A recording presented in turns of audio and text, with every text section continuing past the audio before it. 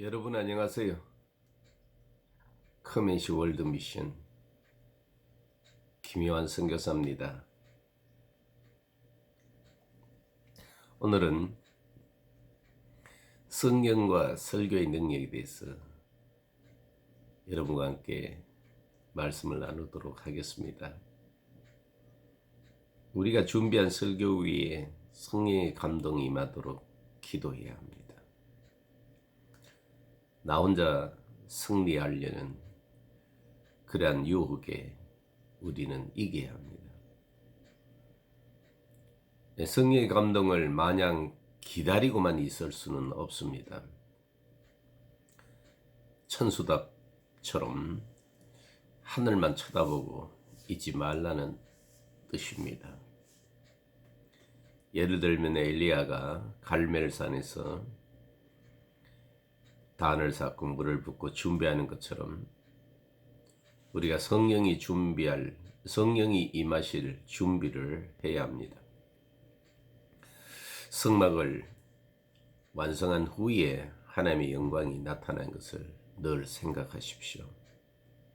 단 하나라도 끝나지 않으면 하나님의 영광이 그 성막에 머물지 않습니다. 이와 같이 우리도 성령이 역사할 수 있는 그 준비를 말씀을 듣고 깨달아서 그 말씀을 자신에게 적용함으로 말미암아 언제 어디서나 성령의 감동이 일어날 수 있도록 자신을 만들어야 됩니다. 그렇지만은 극단적인 체험을 피해야 합니다. 하늘과 땅이 합쳐지는 곳에 생명이 발생하는 것을 여러분 생각해 보십시오. 우리 주 예수 그리스도의 대속의 은총을 통해서 얻은 진리를 따라서 하나님께 나아갈 때 그 영적인 임팩트가 일어나는 곳에서 성령이 역사한다 이 말입니다. 설교 전에는 반드시 성령의 기름 부음을 간구해야 합니다. 내가 전가하는 그 말씀에 성령이 역사하도록 기도해야죠. 그래야만이 우리가 대언의 영을 통해서 하나님의 말씀을 선포하는 것이지, 그렇지 않으면은 요즘 왕왕 그 설교 작가들이 활동하고 있는데, 이 설교를 지어내는 이 작가가 될 그러한 위험이 큽니다. 설교는 성령을 통해서 하나님의 말씀을 그 앞에서 대언하는 것이죠. 대언한 영입니다. 그래야만이 진정한 살아있는 하나님의 말씀을 레마로, 그 영과 생명으로 사람들의 영혼을 파고드는 그러한 말씀을 전가할 수가 있습니다. 하나님의 말씀을 대언한 설교자가 특권 중에 특권이죠. 대단한 특권입니다. 한번 생각해 보십시오. 가라사대 하시는 그 말씀을 내가 대언할 수 있다는 것, 보통 일이 아니죠. 누가복음 1장 15절에서 17절 보면 이는 저가 주 앞에 큰 자가 되며 포도주나 소주를 마시지 아니하며 모태로부터 성령의 충만함을 입어 이스라엘 자손을 주 곧 저희 하나님께로 많이 돌아오게 하겠습니다. 저가 또 엘리야의 심령과 능력으로 주 앞에 앞서가서 아비의 마음을 자식에게 그 쓰린 자를 의인의 설계에 돌아오게 하고 주를 위하여 세운 백성을 예비하리라. 바로 세례 요한이죠. 세례 요한의 사역입니다.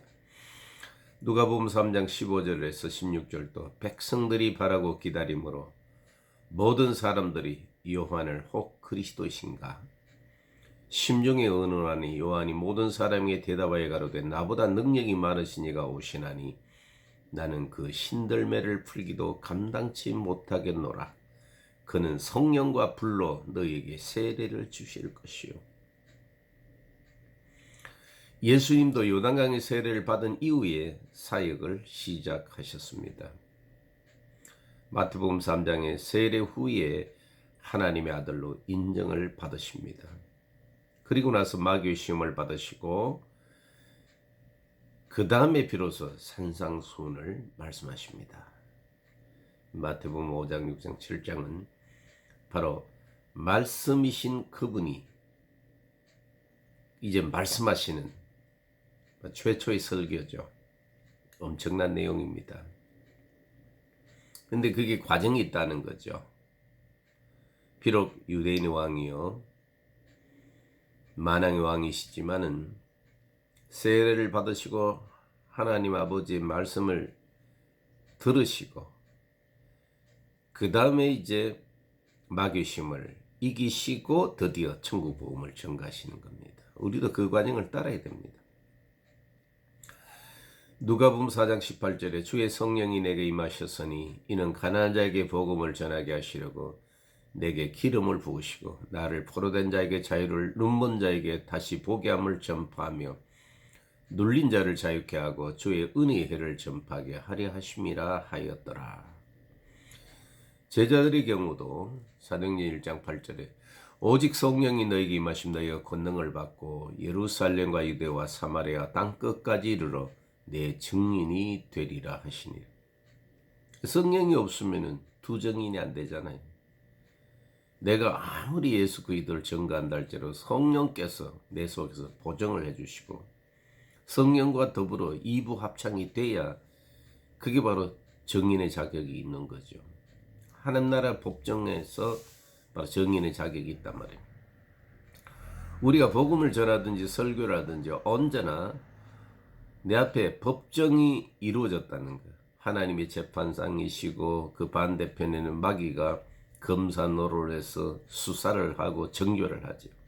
내가 천국의 변호사로서 하나님의 말씀을 가지고 이제 죄인에게 변론을 하는 겁니다. 재판장 앞에서 죄인을 위해서 변론을 함으로 말미암아 만약 내 변론이 합당하면 재판장이 무죄 의롭게 됐어 하고 그를 뺏어내는 거죠.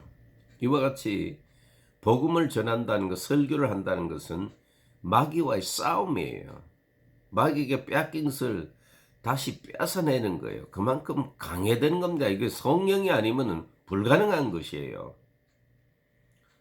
누가복음 24장 46절에 또 이르시되 이같이 그리스도가 고난을 받고 제3일에 죽은 자 가운데서 살아날 것과 또 그의 이름으로 죄사함을 얻게 하는 회개가 예루살렘으로부터 시작하여 모든 족속에게 전파될 것이기 기록되었으니 너희는 이 모든 일의 증인이라. 볼지어다 내가 내 아버지의 약속하신 것을 너에게 보내리니 너희는 위로부터 능력을 입히울 때까지 이성에 유하라 하시니라.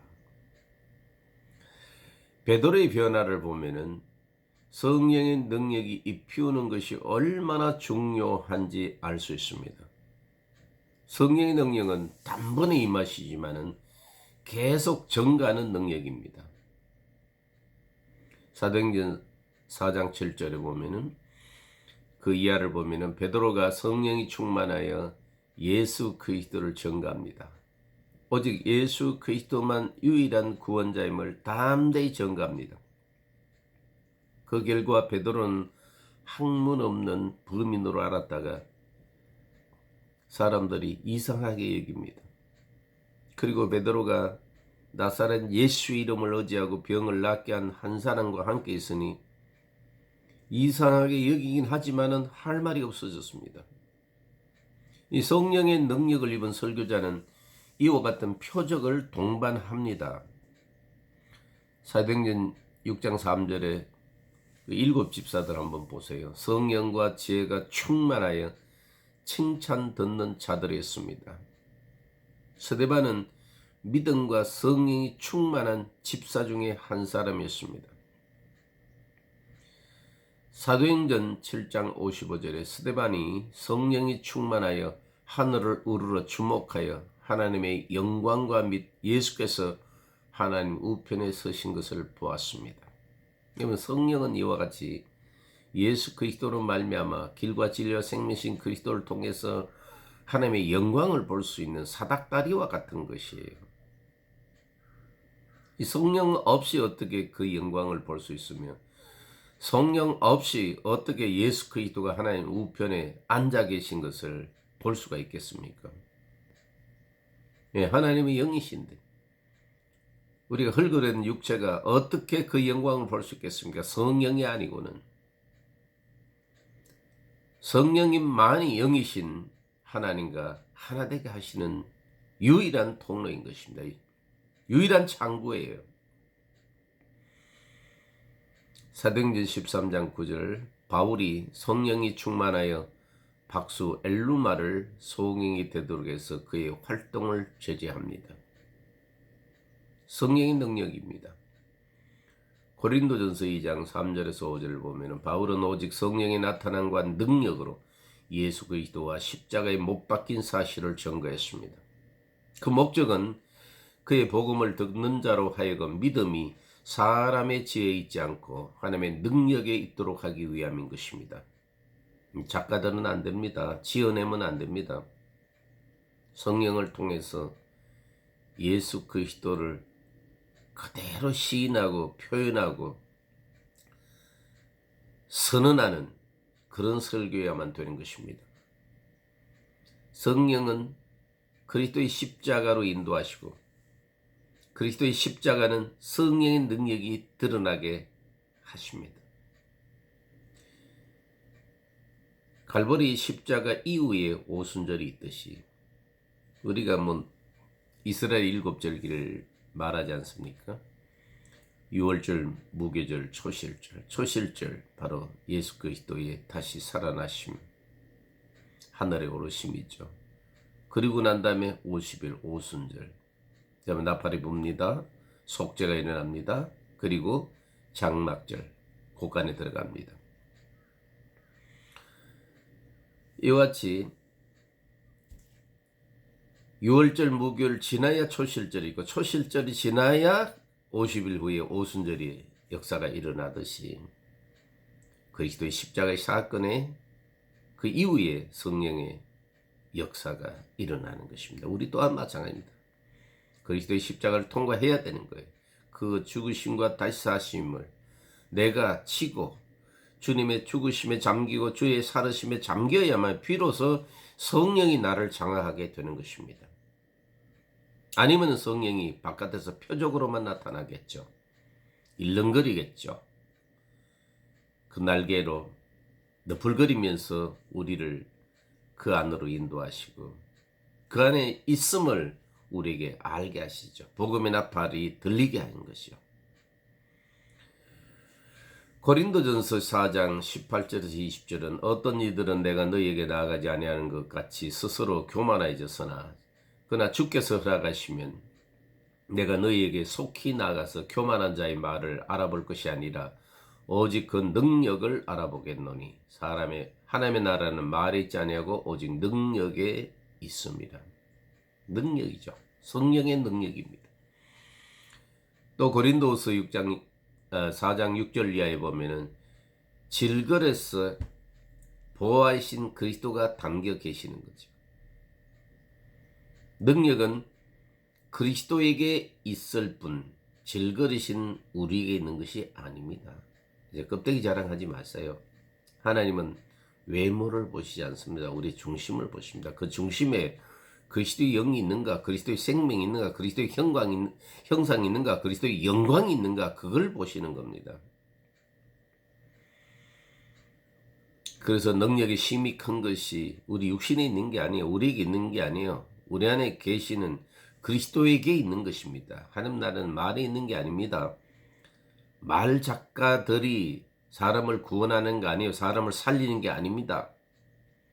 바로 그 속에 있는 그리스도를 성령의 능력으로 말로 표현하고 드러낼 때에 역사가 일어나는 것입니다. 그러므로 주의 사역자들은 예수 죽음에 자기를 넘겨주고 예수 그리스도의 생명이 자기 몸에 자기 육체에 나타나도록 십자가의 도를 묵상하고 성령의 능력을 사모하고 기다리고 간구해야 됩니다.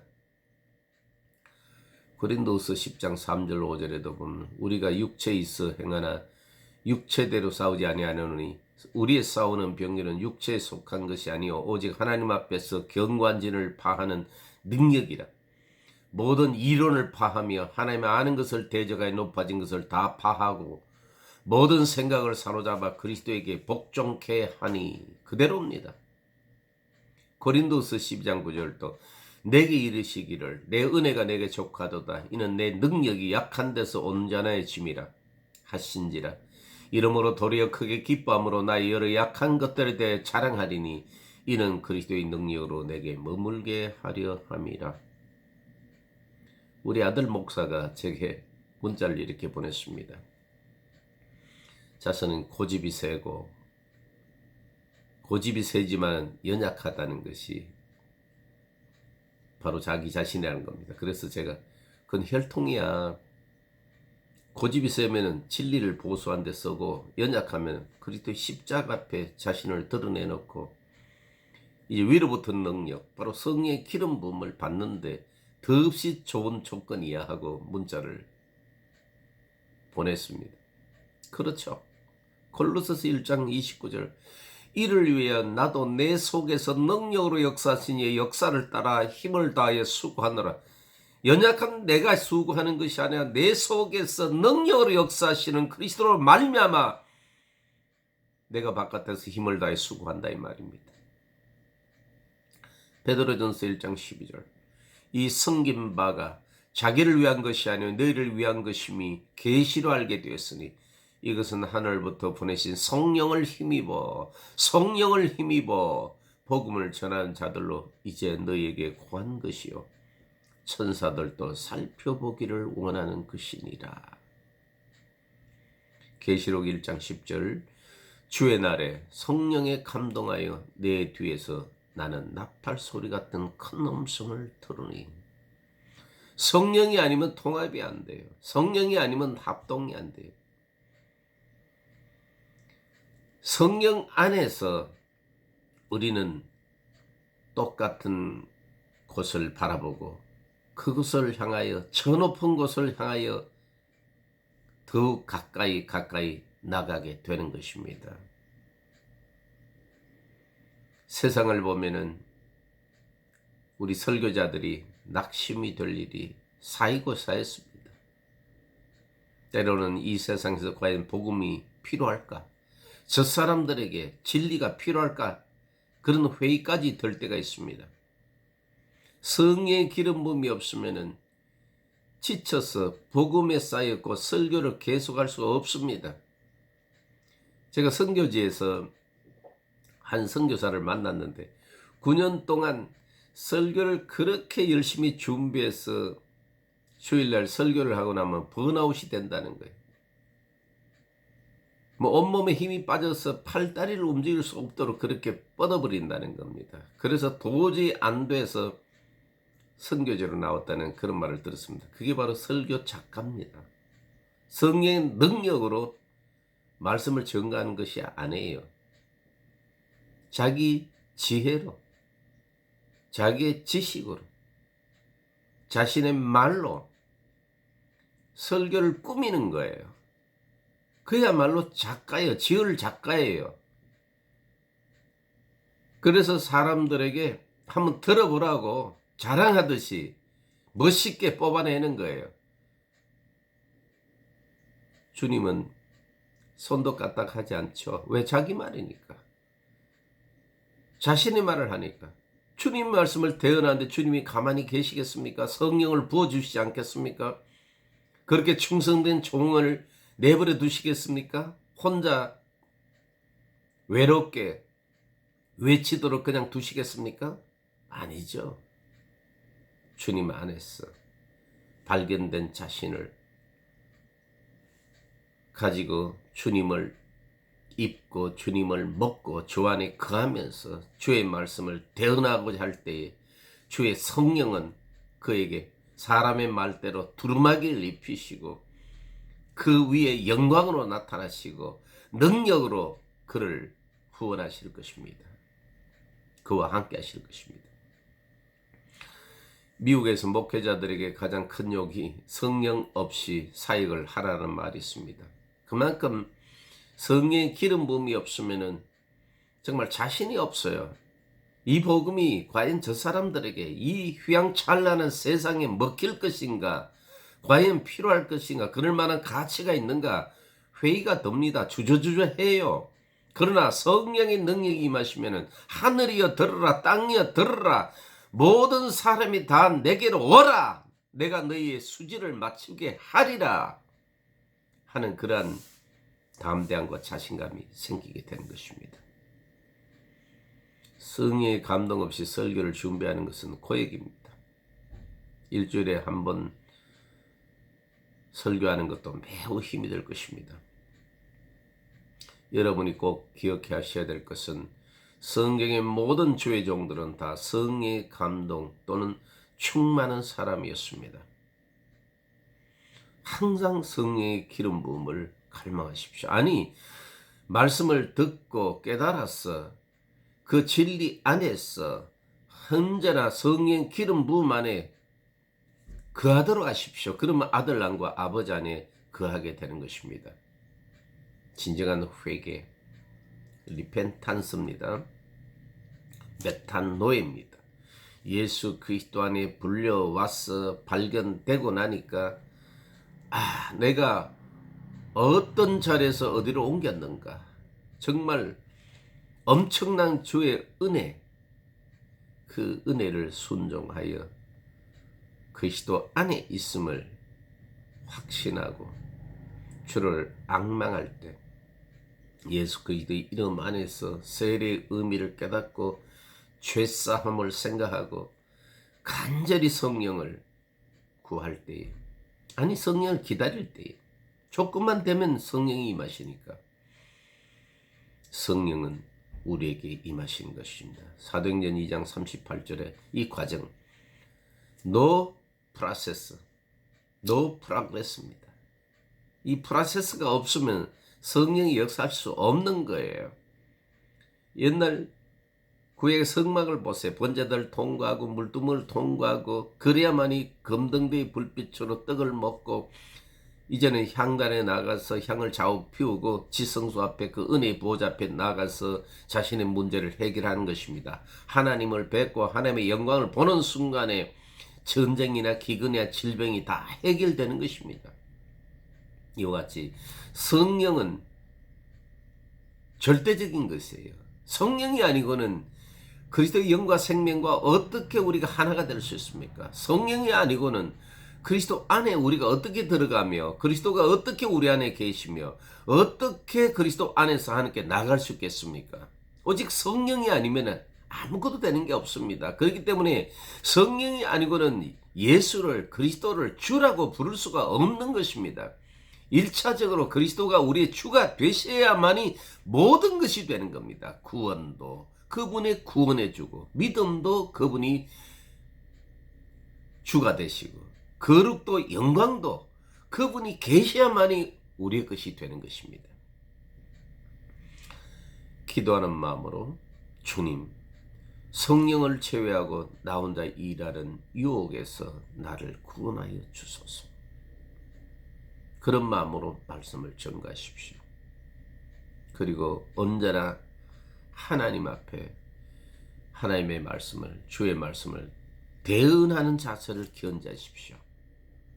만약 이런 자세로 복음을 계속 전하다 보면은 성령의 감동을 그때마다 실체적으로 체험하게 될 것입니다. 성령의 감동과 기름 부음은 설교자의 최대의 특권이며 복이라는 사실을 놓치지 마시길 바랍니다. 감사합니다.